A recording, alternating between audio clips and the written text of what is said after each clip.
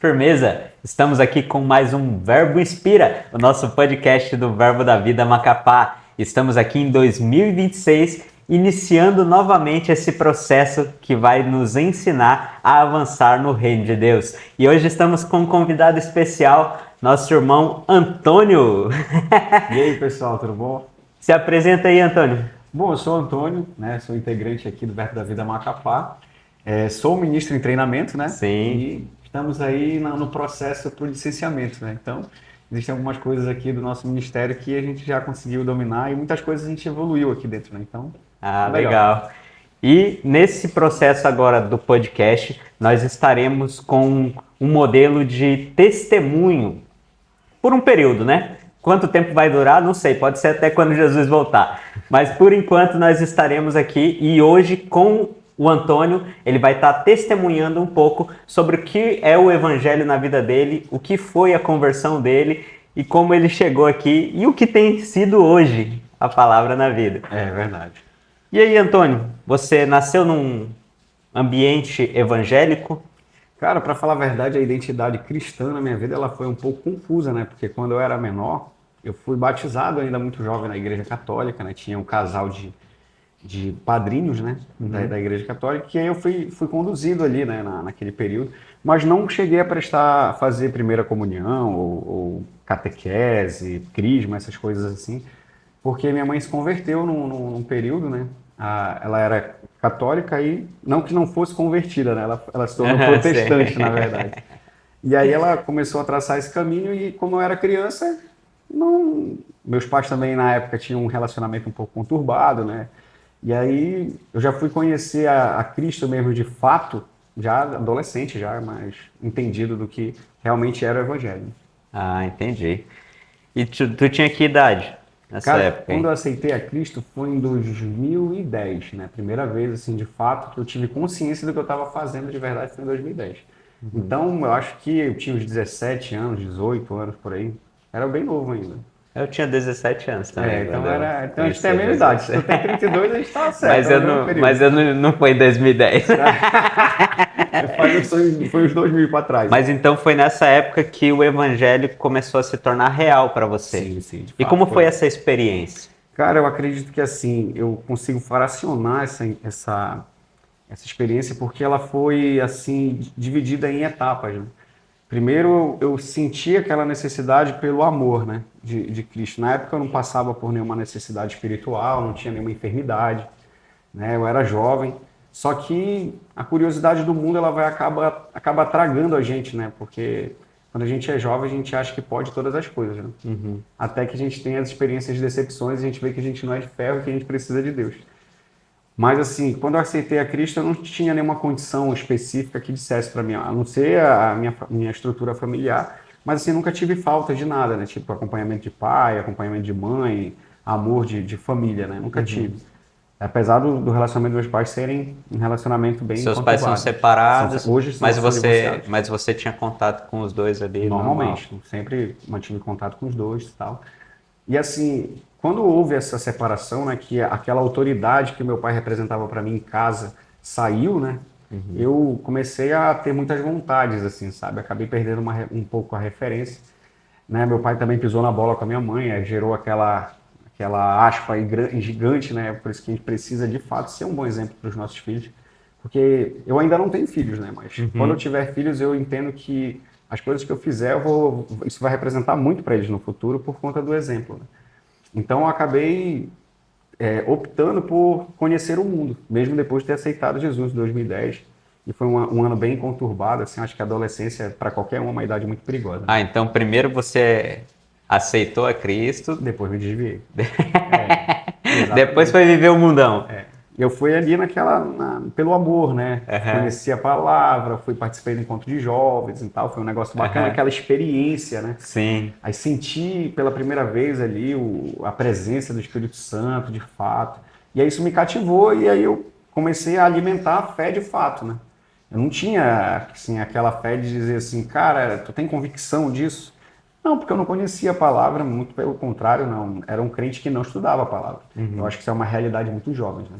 Muitos jovens procuram a igreja mais por um encontro social, que era o que eu fazia Sim, naquela sim. época, do que por conhecer a verdade também. Sim. Tem dos meninos, eu falo por mim, né? Tinha muita menina bonita, cara, na igreja que eu ia. Então eu queria ir lá, sabe, sim, tal, beleza. Aí depois de um tempo essa ideia foi dividindo, assim, Aham. né? E já direcionado para a palavra.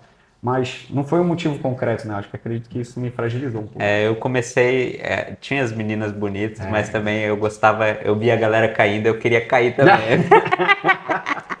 Então eu queria sentir aquela lombra que aquele povo Aquela galera tá sentia. sentindo, cara, o que esse pessoal tá usando aí pra cair desse jeito? Então assim, cada um, né, tem a sua experiência. Mas e aí como foi esse retorno? Você acabou saindo do caminho e o que foi que te fez voltar? Cara, foi quando eu conheci a Letícia.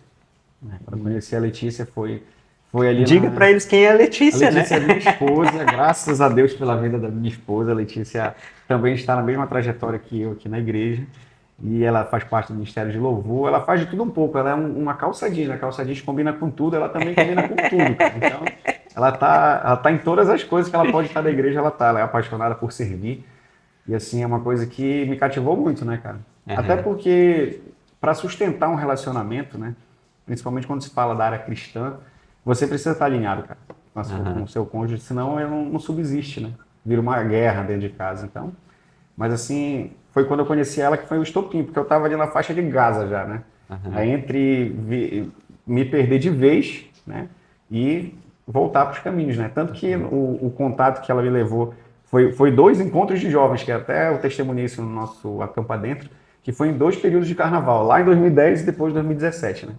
Então foram 2 pontos ali que foram Em na mesma data. 2010, então, você se converteu em um encontro de jovens. Encontro de jovens, Em um exatamente. acampamento de Isso, carnaval. exatamente. E E depois, depois, com a Letícia, conheci ela e fui parar no encontro de jovens da igreja então Deus dela. tem alguma coisa no carnaval contigo. Alguma coisa. Agora, o estopim do nosso grupo de jovens, agora que as coisas começaram a engrenar, foi num período de carnaval também. Então, eu Sim. acho que eu vou ter que fazer uma escola de samba do Verbo da Vida para poder andar lá para converter pessoas, cara. Só pode ser isso. E aí, nesse período, você foi para esse encontro e o que houve no encontro que alcançou o teu coração? Cara, na época, como era de uma denominação batista, né, eles tinham uma fidelidade muito grande com a palavra, né? Que era algo que eu já, não que não fosse verdade isso na outra denominação, mas a gente tinha uma parte mais didática.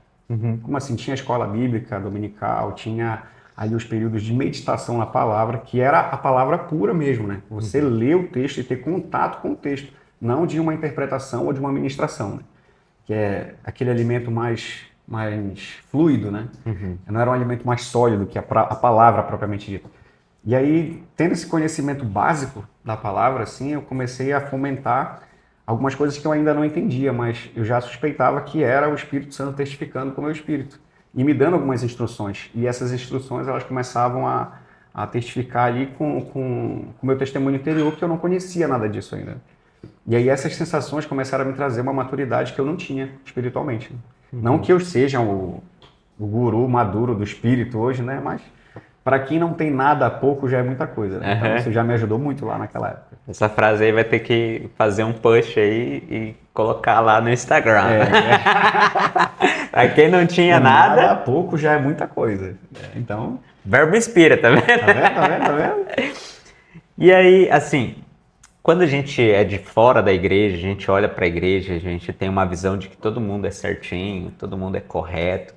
E depois aí nesse teu processo, já de 2010 para cá, já tem uma caminhada aí um pouco longa, né? Sim, sim, Nesse teu processo, teve algumas decepções, teve alguns momentos que você esfriou novamente? sim, sim, cara. Eu acredito que hoje ninguém tá livre disso, cara. Ninguém tá imune a esfriar na fé, porque a nossa vida, ela, literalmente, o dia seguinte ele vai estar sempre voltado nas mãos de Deus, mas todas as coisas que acontecem na nossa vida, elas estão ligadas às nossas convicções, né, cara? Então tem muita gente que se expressa de maneira equivocada, acaba trazendo maldição, liberando maldição para a própria vida, né? Então eu acredito que esse olhar externo e interno, ele é de mão dupla, cara. Por quê? Porque as pessoas que estão dentro da igreja, não estou generalizando assim todos, né? Mas assim, algumas pessoas que acabam ferindo as outras, né? elas acabam tendo ali, eu sou o detentor da verdade, cara. Eu conheço a verdade, eu conheço a Cristo, eu sou melhor que você. Quem está dentro da igreja. E quem está de fora da igreja olha do mesmo jeito. Então é como se fosse um espelho, né? É um julgamento de um lado daqui e um julgamento do lado de lá. Eu percebo isso, que muitas vezes existe realmente o seu julgamento, e tem pessoas que não têm, às vezes, julgamento nenhum. Mas muitas vezes quem está aqui, às vezes até nem está com nenhum julgamento. Mas quem está fora da igreja olha pra gente e pensa que a gente está julgando. Exatamente. E julga como se a gente estivesse julgando as pessoas, né? Às vezes pelo padrão que nós tentamos viver, nós buscamos viver. Porque realmente existe um padrão que a Bíblia nos ensina, e aí nós buscamos viver esse padrão. Não que significa que seja fácil pra gente, mas por buscar esse padrão, as pessoas às vezes lá no mundo olham e pensam que a gente está julgando elas pelo que a gente está querendo viver. E aí é muito pelo contrário, porque a gente vê que a palavra nos instrui exatamente o contrário, né? Que a gente sirva ao próximo, né? Aquele que quiser ser o primeiro, que sirva a todos, né? E aí a gente acaba saindo dessa atmosfera de julgamento, né? Mas assim, uma coisa que a gente precisa também ter muito cuidado com relação a andar em princípios de fé é tomar cuidado com as nossas conexões, né? Com as nossas associações. E isso também fragiliza a gente na caminhada um pouco, né? Eu acredito que nas vezes que eu me afastei do que Deus tinha para minha vida dentro de um ministério, foi relacionado a decepções de pessoas. E eu não atrelava o serviço ou a doação ou qualquer coisa a Cristo, mas a pessoas, né? Porque eu tinha o entendimento que eu estava honrando pessoas. E se a gente se apoiar em pessoas, naturalmente a gente vai se decepcionar. As pessoas são falhas. A gente vai se decepcionar. E essas decepções, elas acabaram por falta de maturidade minha, né? Me afastaram do propósito que eu estava predestinado a seguir, né? E assim, cara, eu acredito que foi uma falha muito grande minha. A gente se apoiar em expectativa de pessoas. Isso acaba ferindo muitas pessoas na igreja. Na última vez eu saí do ministério que eu fazia parte por causa do louvor, cara. E aí, cara... Você era do louvor? Fazia parte do ministério de louvor. Saiu no soco com alguém lá? Não, assim, é porque a gente via assim uma balança desigual, né, no que tangia lá a organização para uns era muito rígido, para outros era quase nada, né? Então, e aí a gente se indignava com isso, mas são coisas que a gente precisa engolir o nosso orgulho e entender que a liderança sabe o que está fazendo. E aí a gente quer liderar mais do que o líder. Aí, cara, é fadado ao fracasso, né? Então eu me decepcionei com coisas assim, com questões administrativas, e algo que aqui no Verbo da Vida, né, foi algo que eu vi que realmente existe uma simplicidade muito grande por parte da liderança, né? São acessíveis, né, por ser uma igreja local também, né? E a questão administrativa ser muito, como é que eu posso dizer, aberta, transparente, exatamente. E aí isso deixa o ambiente muito melhor para servir, né? Então, por isso, quando o pastorzão fala que é um bom lugar para você servir, isso faz total sentido na minha cabeça. Porque é algo que é um lugar leve. Mas aí, assim, o que te trouxe de volta? O que conseguiu te levantar e te puxar, assim, cara? É sobre as experiências, né? Primeiro eu tive esse contato com o amor, né, de Cristo naquela época e tal. Me desviei, tive diversos livramentos de morte na época, porque eu era jovem inconsequente, né? Fazia besteira pra caramba. Mas, assim, algo que me fixou mesmo na palavra foi no período em que eu estava fazendo o rema, que era onde eu tinha o maior contato, assim, com qualidade de tempo com a palavra. Foi quando eu consegui ler a palavra e o entendimento daquele texto começou a entrar na minha cabeça. Aí isso começou a literalmente reprogramar a minha mente. Aí eu entendi o motivo que a palavra fala de renovar a mente pela palavra. Sim. Porque quando a gente lê a palavra, ela nos dá uma resposta, né? A gente não lê aquele texto, aquela parábola e fica aquele negócio seco assim, cara, eu não entendi isso, cara. Tu começa a ter uma instrução mesmo. E assim, se alguém que tiver interesse, né, de trabalhar e entender o que é um homem em 3 dimensões, né, que é o que o Kenneth Hagin ele explica pra gente, a gente consegue entender que existe essa instrução do Espírito. E se a gente tiver calma, né, e sensibilidade para ouvir, a gente consegue entender que nem tudo é a nossa consciência. Sim. Né? A gente está sendo instruído ali, né? A gente consegue diferenciar uma coisa da outra. Que existem várias vozes, né? Exatamente. E já que você falou do rema, o que foi o rema para você? O que é o rema? O que tem sido? Porque apesar da gente você já finalizou, né? Eu já concluí, já tem muitos anos. Você já finalizou aí o rema. E o que tem sido, tanto foi durante o período de Rema, quanto tem sido agora, pós-Rema? Cara, o Rema, na época, foi esclarecedor, né? É como se eu tivesse um projeto, certo? Um projeto, assim, no papel ainda, e eu precisasse consolidar esse projeto. É como se o Rema fosse a obra, né? Consolidação daquele projeto. Por quê?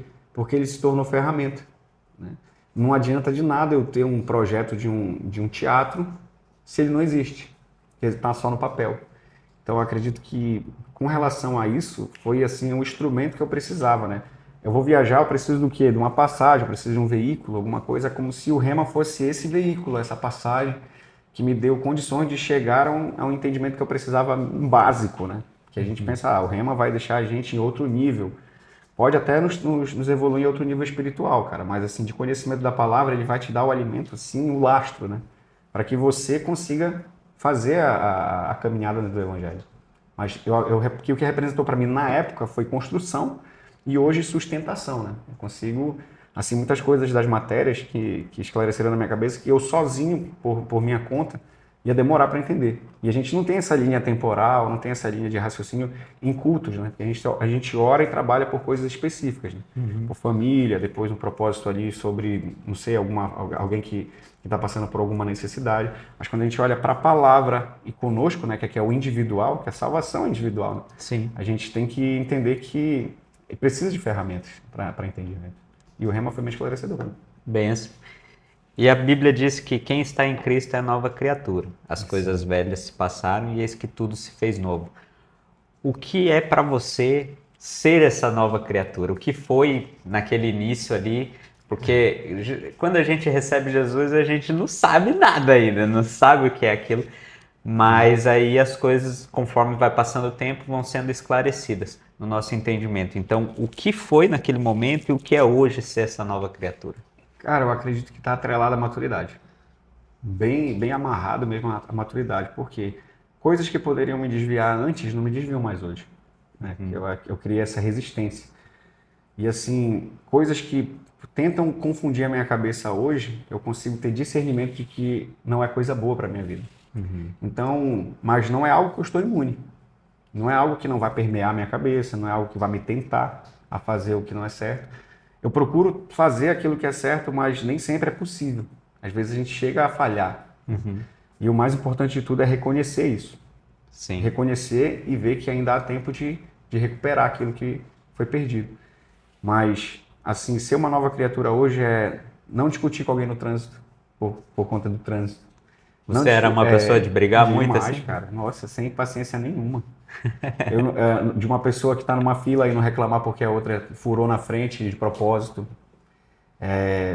Tá em casa e ter algo que realmente eu estou certo, mas dizer que eu estou errado para evitar uma confusão. Ficar calado em momentos importantes, que às vezes as nossas palavras podem ferir pessoas sensíveis. E ficar um pouco mais resistente com relação às decepções. Antigamente eu olhava tinha um momento de decepção e aí eu colocava aquilo para dentro e abraçava aquilo e ficava com aquela dor um bom tempo, cara. Mas hoje eu vejo que isso não é necessário, isso não faz parte de mim. Né? Então eu não preciso carregar um fardo que é muito pesado. Eu posso trocar com Cristo, dele é leve, né? Então isso me ajudou muito a evoluir nesses pontos. Tipo de não olhar para os erros, né? Mas tentar equilibrar. E agora, para a gente finalizar, você teria alguma palavra para quem está nos assistindo agora, que ainda não recebeu essa realidade, que ainda não conheceu essa realidade, mas que pode trazer essa mudança de vida, essa mudança de mentalidade, que é o ser essa nova criatura? Cara, eu até brinco, né? Falo várias vezes isso aí para algumas pessoas. Inclusive, falei hoje com um amigo meu de trabalho que ele é um pouco cético, né? Com relação a crenças, essas coisas. Eu falei, cara, eu oro para que você um dia dê de cara, assim, com um demônio, cara, na sua frente. Assim, pá! Personificado. Para você entender o quão é importante a palavra, né? O quão é importante o nome de Jesus. Você só sabe quando você precisa. Quando você não precisa, é algo comum. Eu tive uma experiência no curso que eu participei, que a gente estava tendo uma instrução de armamento, né? E aí, na época da primeira instrução, que era só do equipamento, existia um zelo dos dos nossos instrutores muito grande em controlar ali o cano do armamento, de poder fazer a movimentação do armamento com a maior segurança possível. Mas o armamento não tinha uma munição, cara.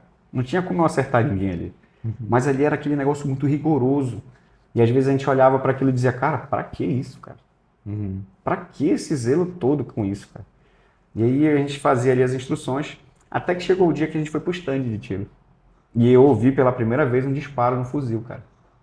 E eu vi a capacidade destrutiva daquele armamento. Aí eu fui entender o zelo que o instrutor tinha. Às vezes a gente está na igreja igual o instrutor, o nosso líder está igual o instrutor, falando, cara, não faz assim, que isso é perigoso, cara. E a gente não dá conta, mas quando a gente vê acontecer, a gente vai dar valor porque aconteceu. Então não espere isso acontecer com você. Assim, às vezes as pessoas esperam acha que nada vai acontecer, que eu também sou filho de Deus, eu não preciso disso, eu não vou louvar a homens, estar na igreja é honrar pessoas. E assim, esse pensamento ele é um pensamento perigoso, muito perigoso. E às vezes a gente olha para os perigos e fica como uma criança num precipício. A criança fica lá permeando o canto do precipício e não tem nem ideia do perigo que está passando.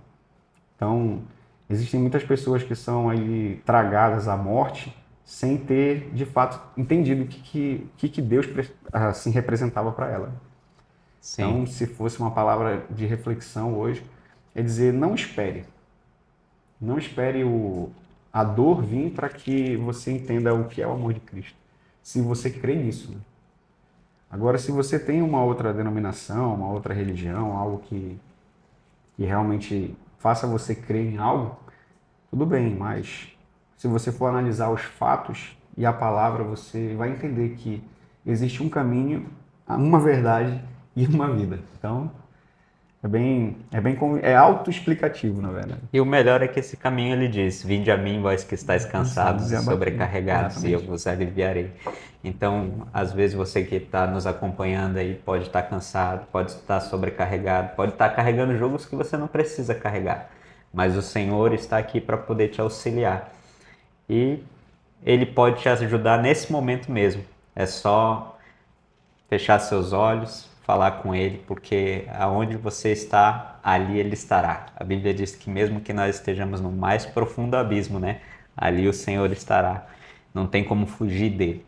Então, fecha seus olhos, abra sua boca e diga que você quer mudança. Uma vez eu olhei para o céu e disse, cara, se o Senhor existe, então muda a minha vida. E, de repente, as coisas foram acontecendo. A gente pensa de repente, né? Mas foi toda uma construção ali para as coisas acontecerem. E é justamente isso. O Senhor, Ele vem construindo constantemente na nossa vida. A gente, às vezes, constrói coisas erradas, mas o tempo todo Ele está ali tentando nos auxiliar a construir. E quando a gente decide se voltar para Ele, voltar os olhos para Ele, as coisas são construídas da forma correta. E o Verbo Espírito está aqui justamente para te auxiliar com isso, trazer uma palavra de inspiração. Muito obrigado, Antônio, aí. Seu testemunho de vida é maravilhoso. Espero que você avance em tudo aquilo que o Senhor tem como propósito na sua vida, junto com a sua esposa, que vocês avancem aí não só com os jovens. Os jovens nós sabemos que é uma grande obra que o Senhor tem aqui, mas é o primeiro passo de tudo aquilo que o Senhor ainda tem para a vida de vocês. E os jovens, eu espero que todos vocês estejam assistindo aí, vocês curtam, comentem, compartilhem.